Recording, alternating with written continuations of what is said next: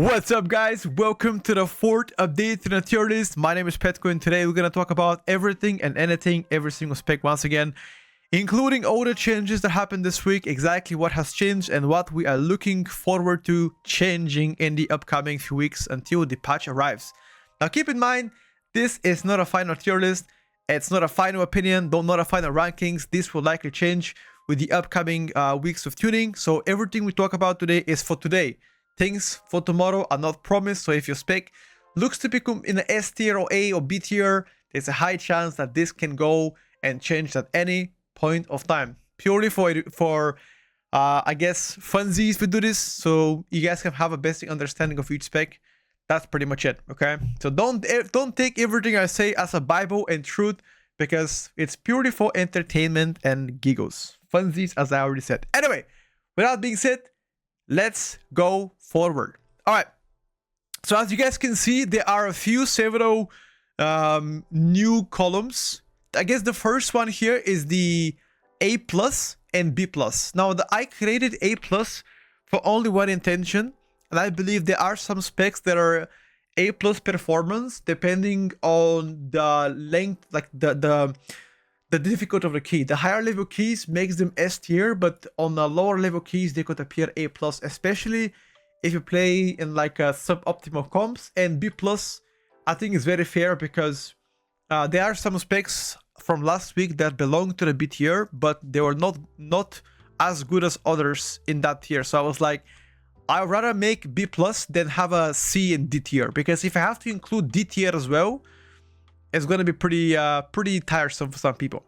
And there's one spec in Unsure and one spec in Bug tier set. I'll speak about that in the upcoming few minutes. All right, Restoration Shaman going to the C tier.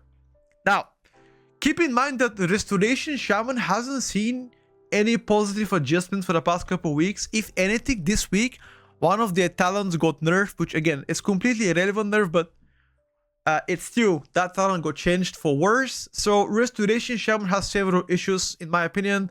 The first and the biggest one is definitely output, which currently in my opinion definitely struggles to compete against. You are better in raiding it than you are in Mythic Plus, that's already a fact. Mana issues are severe for this spec, which means you're gonna need to have a lot of mana drinks in between pools, which definitely is a tiresome and lose time for the whole team. And last but not least, damage output still roughly around the lowest compared to all of the healing specs. All of this together makes the spec C tier. Now, boom, boom, boom, boom, boom, boom, Hunter. All right, so I know there's been a lot of conversation about Hunter, but I'm gonna give it a TLDR here for it. Honestly, out of all the specs that I've tried so far, it seems like Hunter consistent damage looks to be the lowest across all the specs. I guess it all depends on the pack sizes you're pulling, but let's just say on like you average pulls between 5 and 6 mobs, appears to be really weak compared to all of the other specs. Single target also a problematic area for them. I have already expressed my opinion. Whenever you play Mythic Plus builds, Hunter most definitely has issues with single target. With Mythic Plus builds, once again, not pure raid builds, which to me is not an issue. And last but not least, 2 targets in Mythic Plus Hunter is awful. The worst so far across all specs. Now, the spec itself has very good burst capabilities, especially if you are playing moderate amount of mobs, because remember, this is one of the very few specs that is still target cap. I repeat, trick shots is target cap, which is your main damaging ability. Obviously, there are some spells that are uncapped, like explosive shot and volley, etc. But for the fair amount of your damage is still capped, which is a problematic area. Hence why I believe all of these facts combined together is gonna push Hunter towards B tier. Now, even though they promised us a reworked Hunter, if you play Sentinel Hunter, it plays exactly like, you know, last season. No changes there. If you decide to play, for example, Dark Ranger, then a lot of things have changed, especially if you are considering the kill shot, dead blow waving with the trick shots window, but again, mostly inferior build to Mythic Plus compared to Sentinel anyway. Outlaw Rogue, chat. You did not guess it. Outlaw Rogue being next in line. Alright, so first of all, Outlaw Rogue hasn't really seen a lot of changes for the past couple weeks, which I've already spoken about it publicly. There's several issues that I have with Outlaw Rogue right now. So first and foremost, obviously the target cap is an issue. In some cases, there is an issue with that because if you play more than 8 mobs, you're pretty much not getting the full benefit out of it. Okay. Now, if you don't count the target cap, this spec itself is literally a piano spec. You have to press buttons all the time, which is completely it's pretty hard for a newcomer to like get a grip out of it. The difficulty of the spec is not a problem. The problem is like you have always cooldowns, and neither of these cooldowns appear to be too bursty. You just have a flat sustained damage profile, which really is a lot better on like a high keys because most of the mobs last forever. But as soon as there's some downtime in between pulls, or if the mobs die too quick, you don't have the burst capabilities to react and capitalize on, let's say, low HP mobs, right? That's the biggest issue in my opinion. Lack of burst, target capped, not enough output. Now, the single target and private damage are definitely not the issue. I think you're fine there, not really, you know, impressive. But if they actually add on top of all of this and increase its overall output by a little bit, I think this pick can fly. No joke. This pick can actually fly a lot higher if they actually just bump their output a little bit. To get back to the people that asked me, the Rogue doesn't have a buff. That's not true, by the way. All of the Rogue specs have a raid buff. The 3% DR to the whole, 3% DR to the boss, which is, in my opinion, quite good raid buff. So that's the that's for the people that are unaware. So why do I think Affliction is part of the bit here? Well, it's pretty simple. First and foremost, I would like to clear the allegations. Affliction Lock, in my opinion, the output that they do is definitely not B tier. There's some cases where Affliction can be A tier. Depends on the pools and depends on a dungeon. Okay, I want to clear this out of the blue. However, the core issues for Affliction Lock are two. First and foremost, the way you play around Agony. Agony, and most specifically Veiltain, is a massive issue so far for Affliction Warlock, which again, if you go in a pack and you don't have Veiltain, or if the pack lasts too long and you don't have Veiltain ready, especially for like high level keys, and you run out of it, you have to either manually apply Agony dots or just let them expire and reapply them after that. Which leads to another issue of not having to the next pack, which again, it's a whole down problematic core mechanics for the spec, which I believe that the only way to save this is not by buffing the spec, obviously that's going to help, but by implementing a core rotational issues that can update the way that the spec plays out. Now, I offer several solutions. Hear me out. Solution number one, put Agony to be part of the seed, just like Shadow Crush applies Shadow Word Pain and Vampiric Touch. Make the seed apply Agony and Corruption at the same time, and remove Veiltain as talent.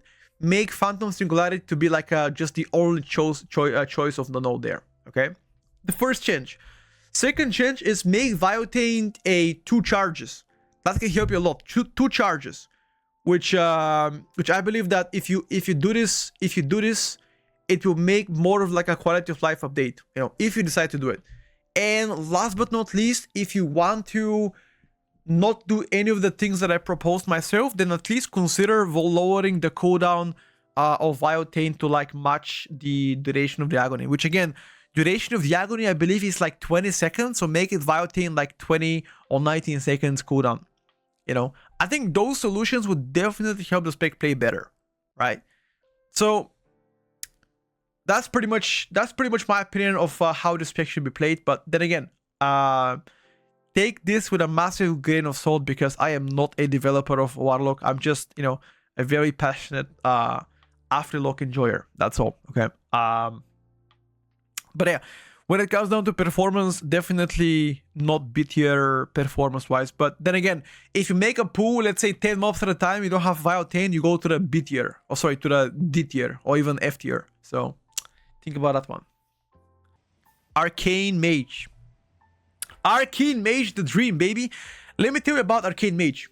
So just like Affliction Warlock, I feel like Arcane Mage has some core issues, not necessarily coming from a power point of view.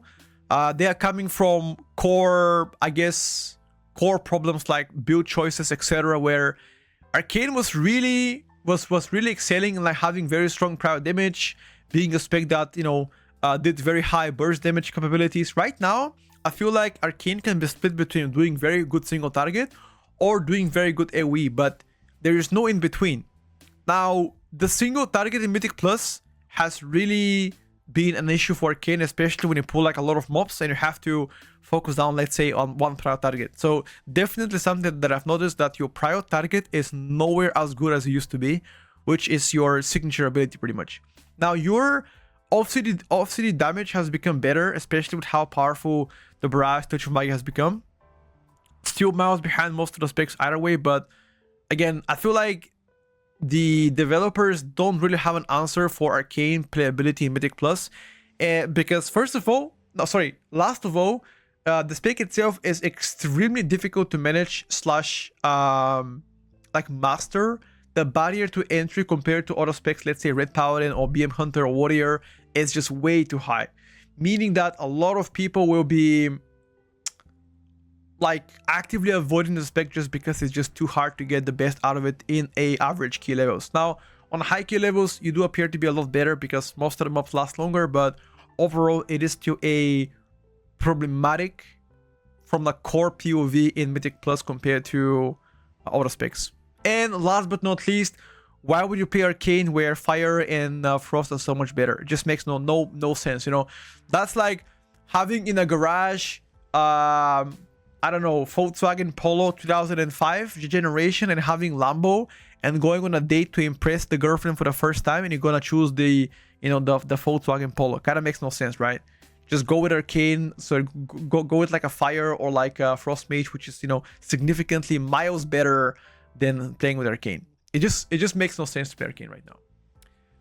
I would say this spec appears to be a lot better in rating than in Mythic Plus. Still in rating, Fire and Frost are better, but at least this can get some value out of it in those burn phases. No changes this week to Holy Priest, except that you got your tier set insurance got nerfed by a little bit, I believe, which is not going to be that impactful in M+ performance. But either way, the only issue I'm having here with Holy Priest is just output. That's it. Just like general output is the only reason why I'm putting Holy to B tier. If they were doing better output in Mythic Plus, then I would give them higher. But I think this spec performs way better in raid environment compared to Mythic Plus, which I don't think they have found the sweet spot to balance it out. But the utility package, everything that this has, you can do except the externals, which again, double PS, barrier, ultimate penance, you know, etc. This has, Holy doesn't. You have just the GS. That's pretty much it for Holy. Both specs lack mob control, which is an issue.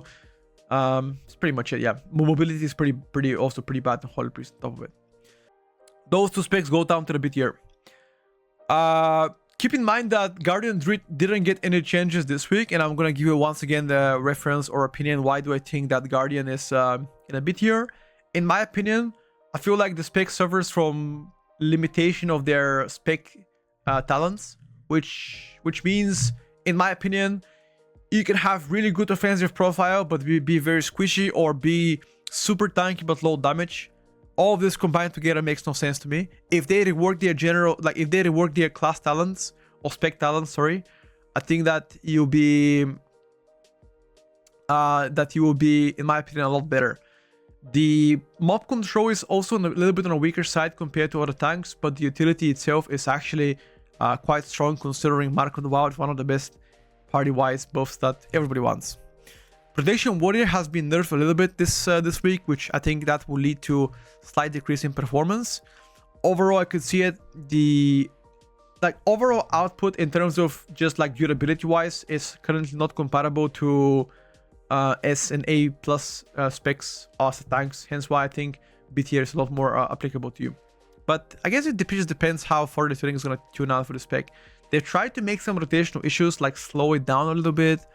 You know, having more passive rate gen, having, for example, less spammy rotation. But I feel like, yeah, I just need some further polishing to be better. Survival Hunter going to the B+ tier from B tier. A small improvement coming from Survival Hunters out there.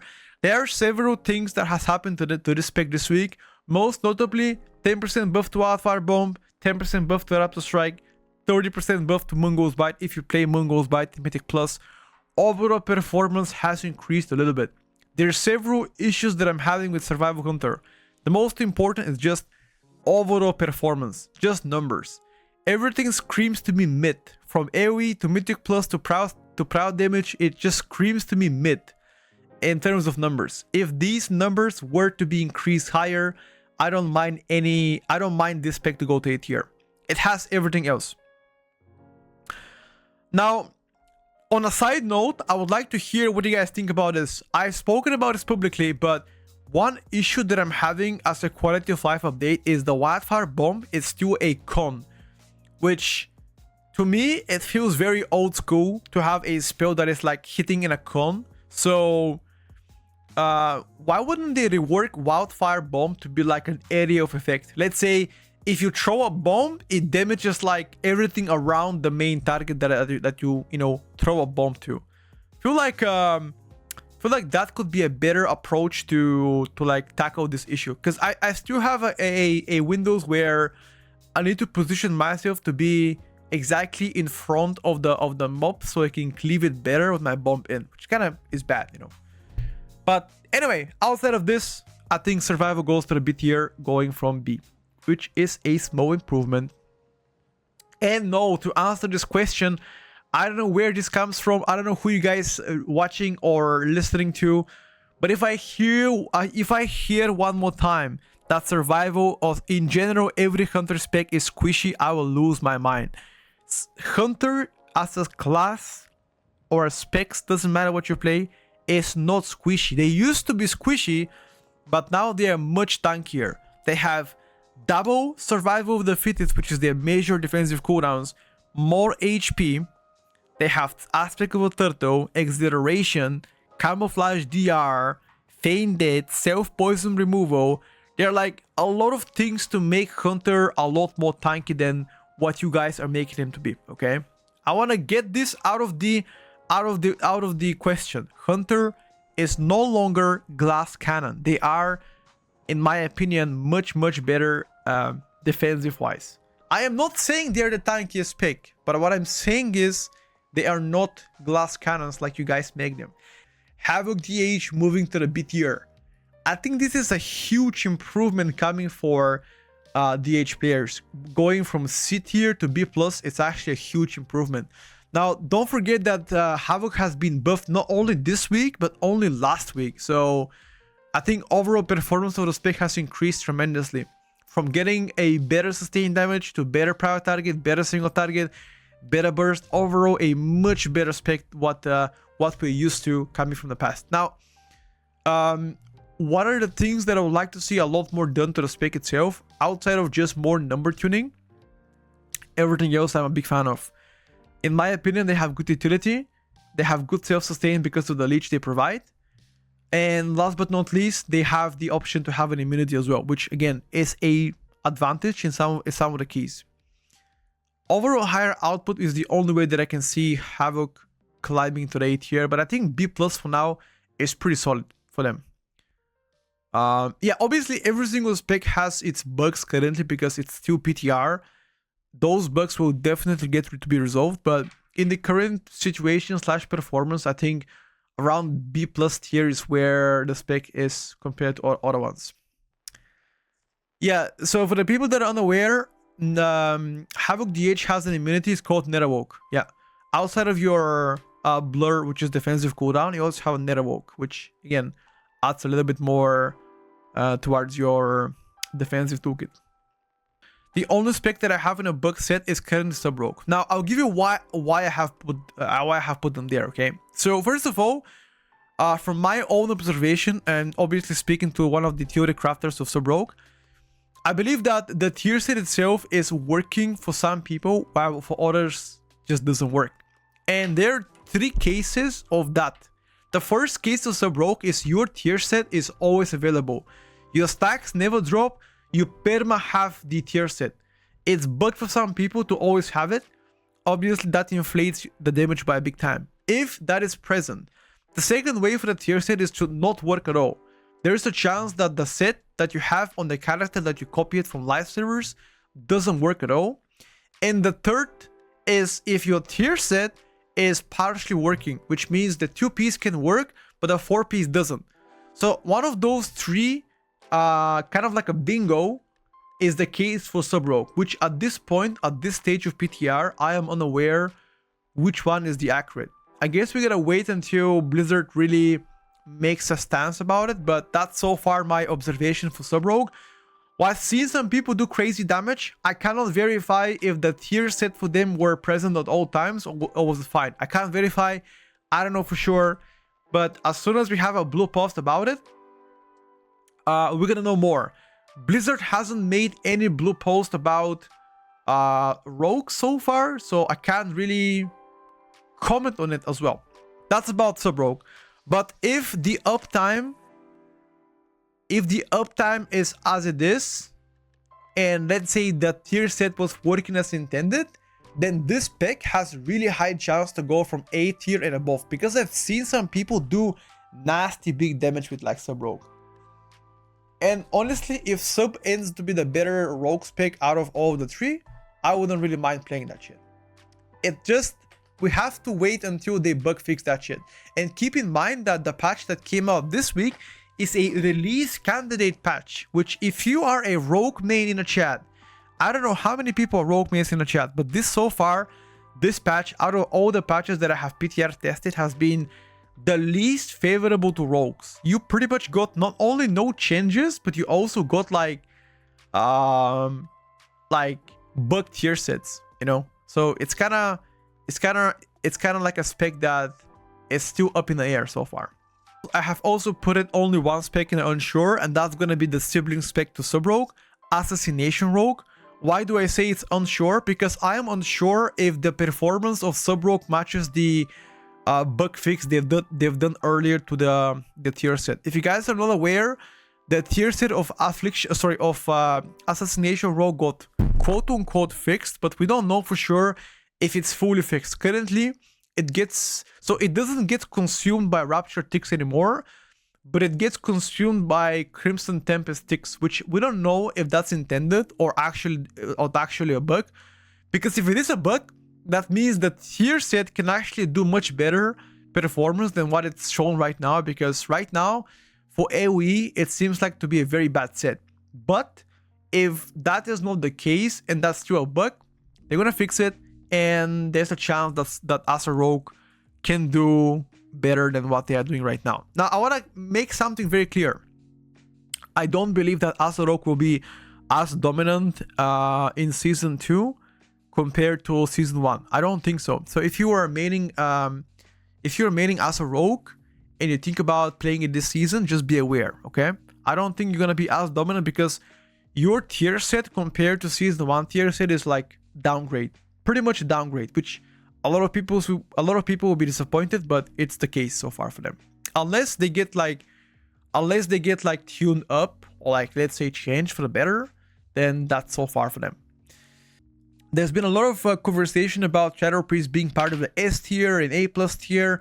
I'm gonna give you my point of view and my decision making. Why do I think that Shadow Priest is currently in a B+ tier and not in a S tier? So first of all, the biggest problem I'm having from Shadow Priest is sort of like fundamental problem. I don't think it's like necessarily a problem when it comes down to numbers, because numbers Shadow Priest wise is definitely not bad. I think if you only speak about volume numbers, I think that's solid A tier, 100%. So the problem that I'm having with Shadow Priest right now is one, outdated way to do AoE damage, aka Shadow Crash still being 1 charge, 20 seconds cooldown, which can hinder your performance in some of the cases Mythic Plus, especially when you apply Shadow Crash and let's say your tank chains another group of mob on top of it. And now a lot of people will be like, oh, but Petko, Shadow Crash has been like this for the past couple of seasons, and before it hasn't been an issue. That is true, but Mythic Plus evolves, and so are the quality of life players. Players nowadays play Mythic Plus differently than what they had played in the past. Different dungeons, different players. Right now, it's very like S tier centric meta, which pretty much forces you to like compete all the time, like change classes and like play big all the time. And if you play significantly bigger than what Shadow Priest can handle, there will be issues or consequences for the spec itself, which pretty much means in order for them to fix that is to give Shadow Crash maybe like double charge, which can solve some issues. But then again, another issue that I'm having with Shadow Priest is extraordinarily long offensive cooldowns, which makes your Void form like straight up a minute, you know, like straight up 1 minute of Void form, which is definitely a problematic in low level to mid level keys. If you play high level keys, then SP is just, that problem gets to be solved. But that's on like high level keys when the mobs live long enough so you can do a whole Void form duration so you can get the most out of it. Those are my two issues with Shadow Priest. And the Void form problem, I don't have a solution unless you want to play, unless you want to avoid Arcane. If you want to avoid Arcane and play like 1 minute offensive cooldowns, like for example, Dark Ascension or Void Weaver 1 minute cooldown, then that could solve the issue for like low level keys. But yeah, I still think that design wise is the only issue that I'm having with the spec. This spec does way better in raid, however, compared to M+, which is admirable. Devastation Evoker coming to the B+ tier. Now, this is a spec that a lot of people still underestimate, and I don't know where this comes from. Obviously, this might come from the lack of popularity, or for example, less people being involved at this, but Devastation Evoker is most definitely not in a bad state. Actually, quite the opposite. I consider them above average performers, specifically Mythic Plus, where your output is actually quite competitive in all key levels. From high burst to good sustain to decent single target, I think Death Evoker is definitely a spec that you shouldn't really ignore. The problem is, as always, the lack of popularity comes from only one thing. That is Augmentation Evoker. Obviously, they are the better choice by a mile. Hence why a lot of people consider this a quote-unquote bad spec. But overall, I would not say that's a bad spec, okay? It's just like it provides less value than Oak can do for the team, right? The overall output is definitely not S tier performance, but above average, as I already said. If they were to get buffed further, then I would say much higher. I believe this week they got buffed a little bit by Fire Breath now doing 15% more damage. And I think Eternity Surge also got a small buff, which helps a little bit. I would say Fire Breath damage does more help than the ES build, but that's just me. And yeah, I mean, I also agree. I'm not here to argue with you guys. I also agree that because augmentation damage profile does way better, like log-wise, for example, I think Def could be a better choice for like low-level keys compared to Oak. Purely my opinion. Yeah, I also agree that Def Evoker is tankier than Boomy. I agree. I mean, double Obsidian Scale, Zephyr, Rescue's Shield, Blazing, I guess, which is pretty decent. And if you play Scale Commander, you get like 10% avoidance or DR based on your hover. I think that's definitely not to be underestimated there. I think it's much tankier than Boomy. I respect Def Evoker players. They are playing what they think it's fun, unlike 99% of the meta abusers, so I invite them. Sure. I wouldn't really disregard them. Obviously, if you want to play Def Evoker, go for it. I think it's great, especially for like low-level keys, mid-level keys, so sure. So far, there's only one tank that I've placed in the B+ tier, and that's going to be Brewmaster. Although Brewmaster didn't really get any changes this week, the fact that Protection Warrior got a small nerf, I think that made Brewmaster better, in my opinion, than Prot Warrior. But still, I would say the spec needs a lot more love to be placed a lot higher, like better self-sustain or better durability to be placed in a S tier or A+ tier. which is definitely is an issue for them, and I would love that to be resolved in the near future. Arms Warrior still part of the A tier. Now keep in mind that Arms Warrior did not get any changes this week. I still believe their performance is worthy to be part of the A tier simply due to overall output. That's pretty much it. That's the TLDR. Overall output is worthy of Arms to be part of the A tier so far. The only way for this spec to climb higher is just further damage adjustments. Even though they've tried their best to give them more utility, utility is still one of the worst. And they are now much tankier than they were back in Season 1. That's already, I don't know, applicable. Unholy Decay, chat. Unholy Decay received very small nerf this week, earlier in the week. I believe it was Wednesday. Which I believe definitely will hinder their performance a little bit. While other specs have received buffs, most notably Warriors, for example, the spec itself has seen very, very small nerfs, which in my opinion will likely impact them a little bit. The main issue I'm having so far with Unholy is not that Unholy is bad in general.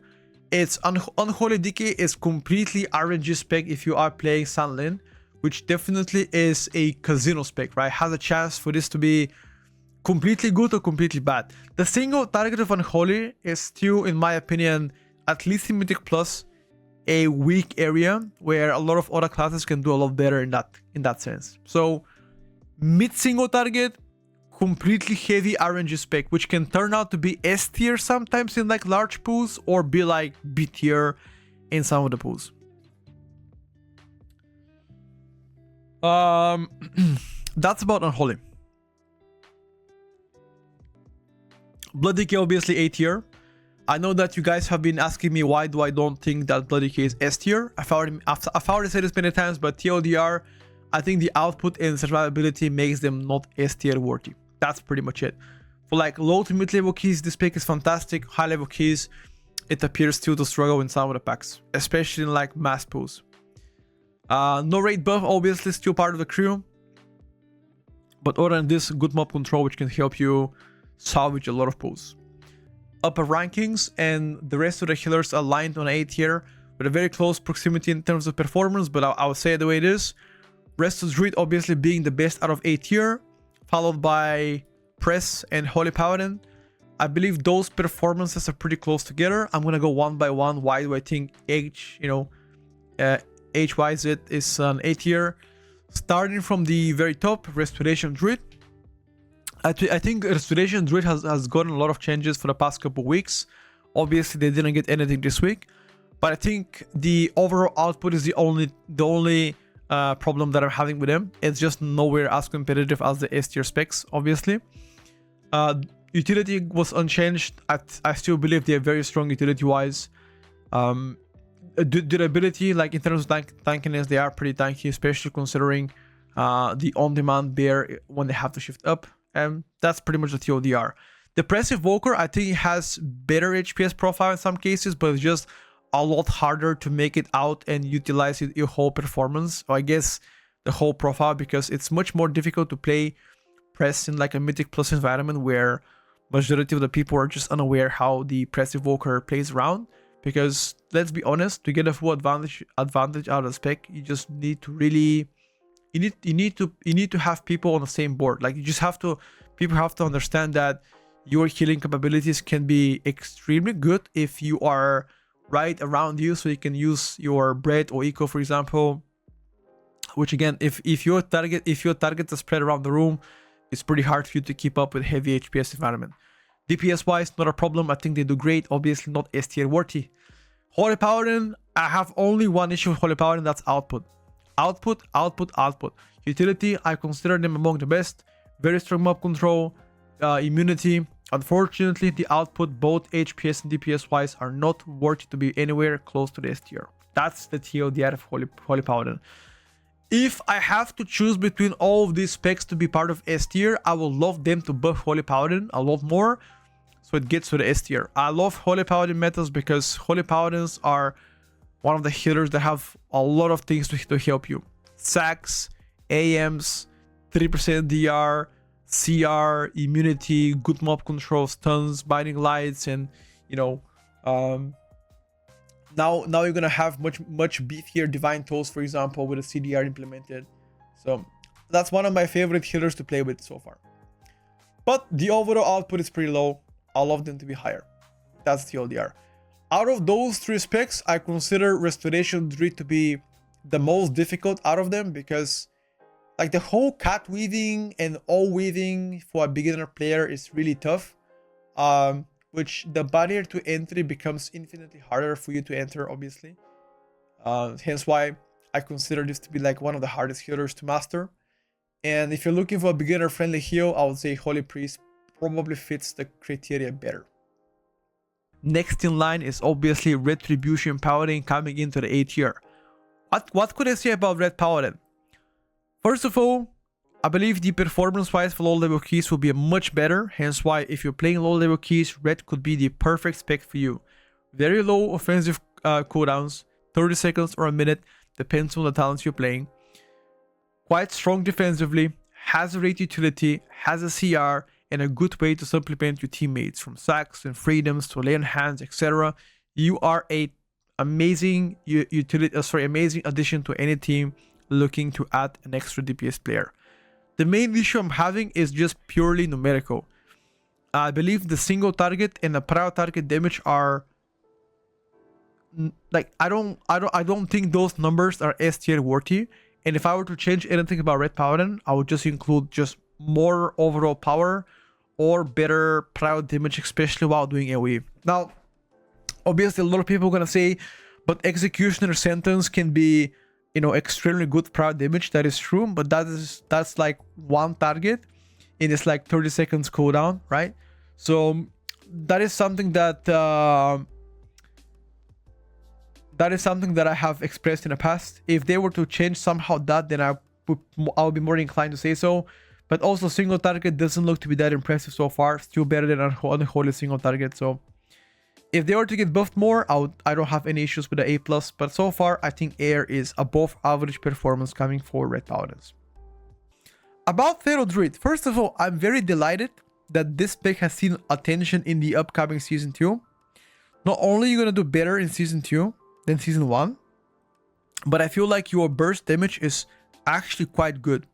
Honestly, your burst AoE damage looks to be quite good. Even burst single target looks really promising. Better sustained damage, even prior damage while doing AoE is quite juicy, especially the free bites that you're getting, or Ravagers, I guess, are top tier. Now, there are some issues with the spec. For example, energy starvation in some cases where you end up having no energy to cast anything, which can be problematic in some cases, obviously. And I don't think your output can match the S tier performing spec so far, which I think if you were to go to A+ or S, a lot more positive adjustments must be made for them to be ranked higher. That's about Pharaoh. Overall, fantastic spec. One of the specs that I consider that I consider playing as an ult because it's just fun to play. You know. Frost Death Knight. Unlike a lot of people that think Frost Decay is dead, I think Frost Decay has been doing still fantastic in Season 1 and Season 2. PTR so far. The performance doesn't appear to be as good as it was in Season 1. But I still believe you are doing way above average performance compared to other melee specs, or in general auto specs. Several issues that I have encountered with Frost Decay. Obviously, you still do great burst damage, especially while having your proud target available, but your sustained damage is a little bit on the lower end, which I don't really, like as much. I feel like other specs now can do better in that area. Other than this, I think the only thing that's stopping you from the S tier is just purely numbers. If you were to get more numbers out, then I think likely higher than A, but I think so far in the middle of A tier, slightly above middle, I think it's pretty fair placement for where you stand right now. That's about Frost Decay. Still, if you are a DK enjoyer or Frost Decay enjoyer, you're still gonna be, in my opinion, in a better state than you were earlier in the PTR because he got buffed. I think like 2 weeks ago he got buffed, which, yeah, I think it's pretty good. Fury Warrior going to the A tier. In my opinion, a spec that has seen the most buffs in the past 2 weeks than any other spec in the game. Much better single target, much better sustained damage, extraordinary 5 target cleave. Now, if you are playing only 5 targets, this spec is just a monster, aka a menace. Now, obviously, as everybody knows, the spec has one major issue. Chat, what is the major issue of Fury Warrior? Come on, everybody knows what's up. What is the major issue of Fury Warrior? You guys are right. It is target capped. Unfortunately, one of the specs that does way less damage as soon as you pull large quantity of mobs together. And what I mean by target cap, 5 targets is where your sweet spot is. The only way to make Fury even better than what they are right now is to remove target cap, or at least make it 8 target cap, or like instead of 5. That is the only way for them to like make Fury better. But even, listen, even with the target cap, I still believe that you're gonna do amazing in the upcoming season, especially after the most recent buffs. That's about Fury. Elemental Shaman, coming as a fan favorite, aka my favorite pick for season 2. And I believe there are several issues coming with the spec so far. The biggest one is, in my opinion, consistency. Consistency and output. I don't think you're S tier in terms of damage output, but to be fair with you, you are doing way above average when it comes down to performance. Now, before people start to call me cope, I'm honest when I say this. Ellie, it's nowhere near S tier as you guys think it is, okay? Think about that. Several issues with the spec, obviously. First and foremost, the output doesn't match the output compared to the classes that are put in S tier. On its own, as a standalone, you do fine, perfectly fine. A+ in most cases, but again, if you compare this to, let's say, the sibling spec of Enhance, or things like, let's say, BM Hunters, or any other spec on the S tier, I think you are just a little bit under. Now, keep in mind that, in my opinion, this spec has got a lot easier to play season 2 compared to last season, which pretty much means that if you thought Ellie was harder in season 1, I believe it's gonna be easier for you this season. So if you're looking for a good spec that has a capabilities to play melee and ranged, Ellie and Enhance are very good options for you. And before you tell me I'm sandbagging, you guys know it's true, okay? I ain't no sandbagger. I'm trying to be, you know, as honest as I can. Alright? Windwalker Monk going up to the A tier. Now, why is Monk suddenly going from unplayable in season 1 to being A tier in season 2?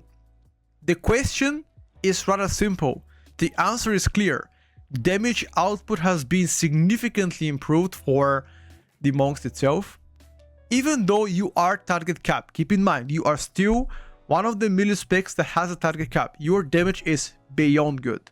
Especially on like 5 targets, 6, 7, etc. You do phenomenal damage. Good utility, great damage, insane single target, by the way. Not just good single target, insane single target. All of this leads to a 8 tier performance. Now, if you were playing, for example, keys where you don't necessarily pull big, let's say Workshop, Theater of Pain, Floodgate, I think there's a chance this spec can become even A+ tier. Depending on the dungeon itself, there's a fluctuation of the ranks. But overall keys, I would say like A tier is pretty fair. Is Spinning Crane Kick capped? Yes, it is, to 5 members so far. If they uncap Spinning Crane Kick, then I think Windwalker Monk has very high chance for it to climb much higher. Especially given how fun it is. Now keep in mind that they fixed Mastery and Haste scaling by a shit ton. So that's pretty good for them. I'm pretty happy. Next in line on an A tier. I guess the front runner of A tier is gonna be Balanced Druid as the best A tier performance, followed by Demonology Warlock to the A tier. I guess let's talk about first on behalf of Demon Warlock. Now, I want to clear the air. There's been some speculations whether Demon Warlock has been buffed 2 days ago with a patch note that came that said that the tier set itself is like more effective. I would like to say that the tier set apparently was some kind of a fixed or like tooltip change. The damage itself hasn't really seen a shift. Hence why I still believe their ranking is around A tier performance, especially given how dominant they are with like consistent damage profile. Honestly, one of the specs that not often seen in Mythic Plus. It's really good when you see a spec that has all attributes to like compete, right? Great single target, good sustained damage, great damage off cooldowns, great burst damage. Overall, one of the most polished but all around balanced specs around Mythic Plus, which I think a lot of people will be very surprised how good this spec will be in the upcoming season. One of the gems, by the way, which a lot of people don't really play right now. So don't be sleeping on Demon Warlock, actually is quite pumping so far. Balanced Druid on the other spectrum of the light. I believe the uncapped AoE of Balanced Druid is one of the best in the game. Extremely powerful. Better single target because it has been buffed recently by like just a little bit. The main issue so far that I'm having with Balanced Druid is survivability. Obviously, survivability has been an issue with them for the past couple of expansions. And even though survivability is a feature that it can get outsourced by a lot of other specs. For example, Paladin can give you sacks all the time, Lay on Hands, and Oak Evoker can help you. Disc Priest can give you pain suppressions in barriers and whatever. I still believe a few more touches on behalf of their survivability can, can help with that. But overall, I don't think that the numbers of Balanced Druid match with the numbers to the specs on S tier. So if you were to be put in an S tier, a lot more damage adjustments must be made, in my opinion. Now, to reference this, if you remember, why was Balanced Druid part of the S tier performance in season 1? As you can see, a lot of people play balance in like high keys, and it's like one of the meta specs. Only one reason: extremely good damage profile. Unfortunately for season 2, there are other specs that do better or similar to them while providing more for the team and being more tanky at the same time. Hence why I don't think you're gonna be S tier, but I still believe you're gonna be one of the better ranges so far for season 2. Frost Mage climbing from A tier to A+ tier. Now, Frost Mage is a spec that has been buffed this week. Wintertide is no longer being consumed by Ice Spike, which can stack to 8%, aka 8% permadam on Spike, which gives you better AoE, better single target, better private damage. So if Frost Mage was already good, it became even better this season, this week. Hence why I believe the output of the Frost Mage is A+ tier worthy. If you were playing high level keys with Oak Evoker in a team, Frost Mage goes to the S tier, no question asked, because the synergy of Oak Evoker and Mage together, in my opinion, is self-complementary, which makes Oak Evoker better, and Oak Evoker makes every single spec better in that kind of sense. Well, I guess every single DPS spec better because of Clutch of Mates and obviously no longer buffing with even Might tanks and hitters. But for the average keys, I would say A+ meta is more applicable. High level keys, S tier, no doubt. Same thing can be said about Fire Mage. Fire Mage completely in a similar boat as Frost, but I believe it's gonna be one idea better compared to Frost. I simply love the Sun Fury Fire gameplay. And before people come and tell me, yes, but SKB got nerfed. Yes, but it doesn't matter because you don't play Frostfire. You play Sun Fury, so that SKB nerf is completely irrelevant for you, okay? Fire Mage leading back to the A+ tier. In my opinion, for the most of the key levels, like low to mid level keys, you're gonna see him in A+ tier. But on a high level keys, they are menace, by the way. They are menace. Exceptionally good single target, exceptionally good AoE, very tanky, insane utility. Fire Mage getting back to the S tier, absolutely yes on a high level keys.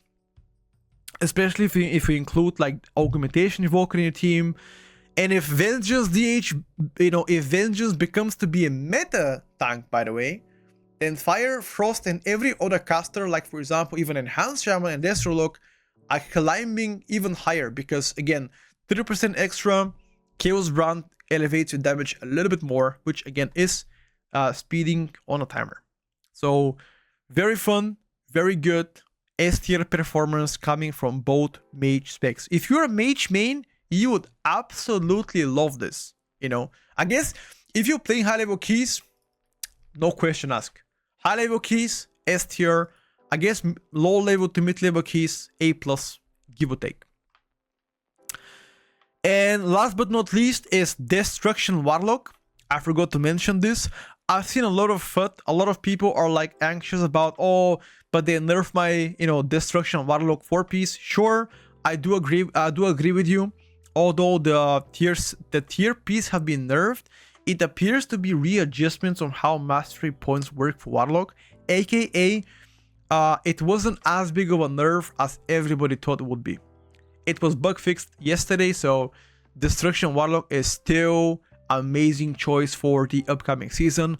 One of the highest DPS classes in mass AoE, so if you're like pulling really big, Destruction Warlock is immensely strong. 2 to 5 targets have been better for Destrolocks, much better, very competitive single target, quite strong defensively as well. Unfortunately, they don't have the same utility as mages have. Obviously, most notoriously Arcane Intellect. Unfortunately, none of that. But then again, you have a CR, which could be very useful, depending on the comp you're playing as well. Hailstones could be useful as well. And things like Gate and Curses. I guess Curses more often useful than Gate and Mythic Plus. So all of this combined together elevate this spec a little bit higher depending on a comp and difficulty of the keys. But in some keys, especially depending on a comp, you could end up being S tier 2. So I think Destruction Warlock is the only reason why do I consider them to be like, I think Destrolock is one of the main reasons that chickens are part of A tier, because Destro do everything Balance does but better. Uncapped damage, Destro better. Single target, Destro's better. Tankiness, Destro is better. The only thing that Balance does better than Destro is utility. Mark of the Wild is just way better than anything that Lock has to offer, unfortunately. So Destrolock pretty much eats the place of Balance Druids. Big time. So I wouldn't pick Druids over Destro. Banish appears to be pretty good in some of the keys. That is true. Absolutely true, by the way, by Zilly. 100%. Most notable in Motherlode second boss. Very good utility there. No, I don't think so. I don't think cookies are better than Mark of the Wild. I don't think so. Chat, what do you think? Are cookies better than Mark of the Wild? Buff. Chat, what do you think?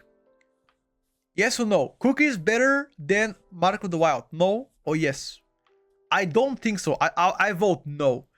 I think Mark of the Wild does 3% versatility for the whole team, which pretty much adds 3% damage for the whole team and 1.5% DR, damage reduction.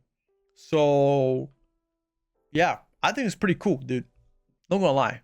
I think that Mark of the Wild is just one of the best party buffs around. Very strong. The only reason why we believe Monk is 2 S tier performance is only one condition: output. Healing wise, DPS wise, insane output. One of the best, if not the best in the game, hence why they are part of the S tier. Obviously utility is great, obviously mob control is great, but the most important thing is just output. Damage itself, crazy good. Healing, amazing as well. One thing that I have as a disadvantage to Mistweaver is gonna be external defensive cooldowns, aka Cocoon, is inferior to Discipline Priest, Pain Suppression, and Barrier. Which exactly I'm placing Disc Priest to S tier, because if a DPS ends up needing the externals of Disc Priest, even though Monk can do better DPS and arguably better healing. Discipline Priest fills a gap no other healer has a chance to do so. And again, I don't talk about PI. Obviously, PI is a huge advantage to any 2-minute class. I am talking about stamina buff to the whole team. I'm talking about mind suit skips, mind controls, double pain suppression in Mythic Plus, which is actually huge, barrier as well, you know. So all of this combined together can really make Disc Priest once again the dominant healing specialization in the upcoming season 2 of Mythic Plus. Now keep in mind that they tried to nerf a lot of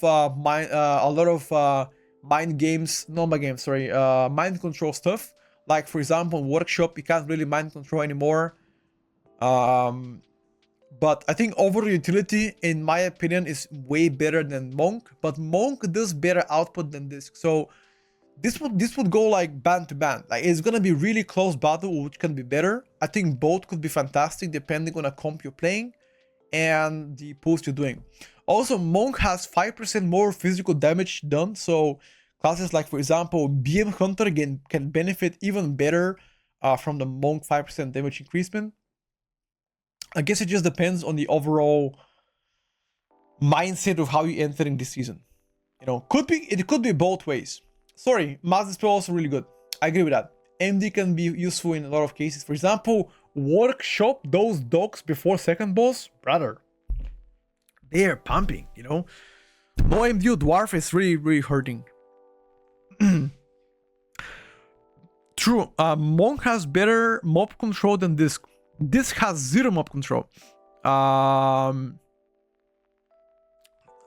This is something that I've spoken about it many times. Disc and Holy Priest are the only healers in a game that don't have a mob control. Like no interrupt and nothing to stop the cast from going through. Obviously, Fear is great, but Fear doesn't really work for all of mob types. Chastise can be a single target stop for Holy Priest, but Disc doesn't have that luxury. But it doesn't really matter. Like the mob control doesn't really matter if your output is crazy good, so whatever. Fuck it, you know. Vengeance DH was the dominant tank last week, and I still believe they're gonna remain dominant tank. But this week they decided to fix a lot of their bugs. Actually, mostly all bugs have been fixed on behalf of DH. And as you guys can see, yet they still remain part of the S tier. Very high self-sustain, amazing DPS, one of the best in the game so far, if not the best. And most importantly, mob control is among the best in the game. All of this combined together makes Vengeance DH one of the leading tanks for Season 2 Mythic Plus. Now, obviously there are a few more bugs around Vengeance. I spoke to Meta, which is the current Theory Crafter for Vengeance, and he did mention to me that there are some bugs with Aldraki River that makes your self-sustain much better than what it has to be. So once they remove the self-sustain eligibility coming from Aldraki, that could hurt the spec a little bit. Hence why the Paladin has a chance to catch up with you in that regard. Okay. Speaking about Paladin, I believe Paladin, even though does less numbers than Vengeance, the toolkit or the package they offer is better. From a purely defensive point of view, this spec can save a lot of your teammates based on obviously the key that you do. Sacks, lay on hands, dispel poisons and diseases, for example, although not enough poisons in Mythic Plus, and I think there are more diseases, especially Theater of Pain. Also, the only tank so far that is part of the S tier that has a CR. And one last thing, Priority of the Sacred Flame. Unfortunately, that buff is so good that you have to have a priest or a paladin. So if you don't play with a paladin heal, with a priest healer, paladin is the only other S tier choice to get that buff for you, because that buff is 25 to 35% of your overall damage in that dungeon, which to me it's insanely high. So this also solves the problem with Battle Resurrection coming from the team. I know that you guys have asked me before whether or not, for example, you You can play without a CR in a team. You can play without CR, obviously, but it's not really as favorable compared to having a native CR. Which Paladin solves the issue for you? Overall, this could be swinged by many cases. I guess the further bug fixes slash tuning will determine who's the winner. But I believe that out of those two, right now, I'm going to give it to Vengeance. But depending on the future nerfs or, for example, bug fixes, this could mean that Paladin could be on par or even better once again than DH in Season 2. I guess the only thing I could say here as a final note is time could actually tell in regards to this too. But this could go either way. And last but not least, I've already mentioned this, but you can have a combat resurrection without having engineering. You can live without having engineering. You don't have to have necessarily a spec that can give you a battle race. You don't have to have. It's advisable, but it's not as important as having, for example, Bloodlust. So Augmentation Evoker has seen a very small hit this week. Your tier set doesn't extend the Evil Might anymore, as the opposite of we're doing so at the beginning. That's gonna make bad evokers and good evokers actually distinguish themselves, which pretty much means if you're a bad evoker, this will hurt you. If you're a good evoker, it will be very noticeable. Your uptime should be better Season 2 than it was last season. And bad evokers will become worse because they are nerfing the amount of uptime you can have from the Ebon Might because of your 2-piece nerf. I still believe that's going to be one of the best specs in the game, simply because how dominant you are purely damage numbers wise. Even though your self damage is higher than it's ever been so far, the damage contribution that you apply to the whole team combined together makes you overall, especially if you look at the logs, better than what you most of the DPS can do in Mythic Plus. Again, I'm not going to mention the utility. Obviously, utility is insane, just like Death Evoker. Death Evoker, Press Evoker, Oak Evoker share similar utility. There are some things that are obviously part of Oak that no other spec has, like Chi Death, for example, Timelessness, Waystone, you know, the Upheaval, Knockup, etc, etc, etc. But those are not why I consider Oak Evokers S tier. Enhanced Shaman and BM Hunter, why do I consider them still part of the S tier? Enhanced Shaman received very small nerf this week, very small nerf to the tier piece. Lava Lash also nerfed from 8 seconds to 6 seconds duration. Doesn't really matter. Enhanced were so far ahead of any other DPS. I still consider them as the best, if okay, maybe not the best, but let's say top 2 specs so far in Mythic Plus. So if you're an Enhanced Shaman player or a main in a chat, you will be loving Season 2 because you are appearing to be much better than most of the specs in Season 2, so far at least. Single target above and beyond, AoE crazy good, consistent damage profile, pretty much. I mean, you have cooldowns, but I guess depends on the build. If you're playing like Tempest, Ascendance, 2-minute cooldowns, then sure.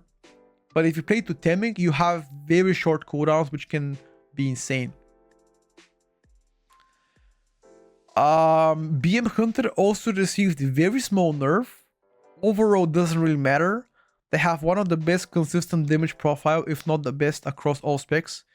Even if you don't have the major cooldowns, BM Hunter is absolutely clapping out of this world.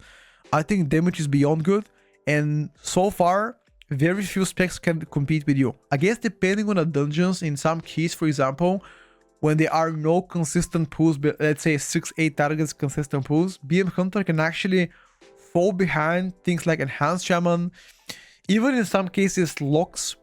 But if you're playing regular sizable pulls, let's say Motherload, brother, BM is just crazy good. Crazy good. You don't have a raid buff. That is the only thing that I don't like about Hunter. You don't have a party buff or raid buff or CR to help your team. I know people gonna come for me now, gonna tell me, oh, but like Hunter's Mark, etc. I don't consider Hunter's Mark a good raid buff. For me, that is like the weakest one out of all of them. It's just useless 5+. Raid wise, I agree, could be useful in some cases, but The matter of fact is that buff is just crap for M+. Okay? It's just bad. That is the truth. I don't know what they have to do to make it better, but it's bad. They gotta change it.